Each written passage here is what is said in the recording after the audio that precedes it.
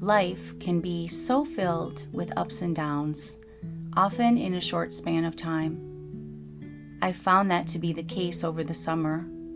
I started off thinking this would be another typical busy art fair season.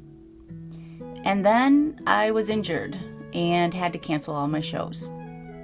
I spent the summer recovering and going slow instead. Just as I got back on my feet, my beloved doggie Genevieve died.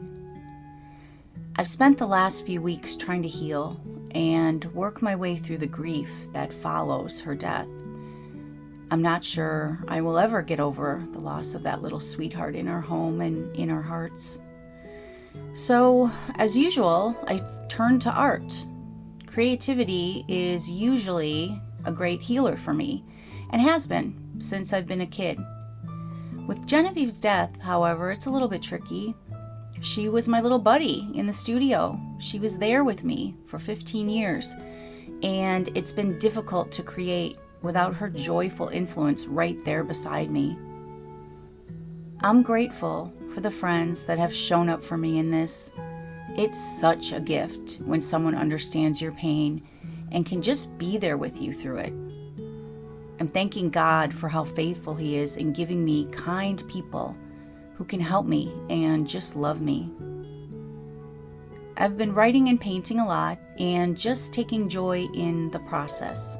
Just spending time in the moment and noticing how good it feels to add pigment and doodles to paper, or how inspiring it is to walk through a flower center or sit by the water. I'm a firm believer that small, slow steps move you forward, out of something negative and into that world of hope and possibility that I'm always talking about. This summer has also been filled with exciting changes in my business. I've joined a new streaming network just for artists and makers. I've been in several exhibits, and I relaunched my popular Painting the Psalms subscription. I am so excited to bring my love of combining art and faith to people in this way. While I was recovering over the summer, I found inspiration in other things. We spent time at the lake, just taking in the views and colors. I went to one of my favorite places, the Milwaukee Art Museum, which has been a source of inspiration for me since I've been a kid.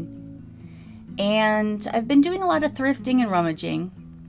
I enjoy finding items to create with that way, and I've picked up lace and fabric and tons of stuff I can art journal with.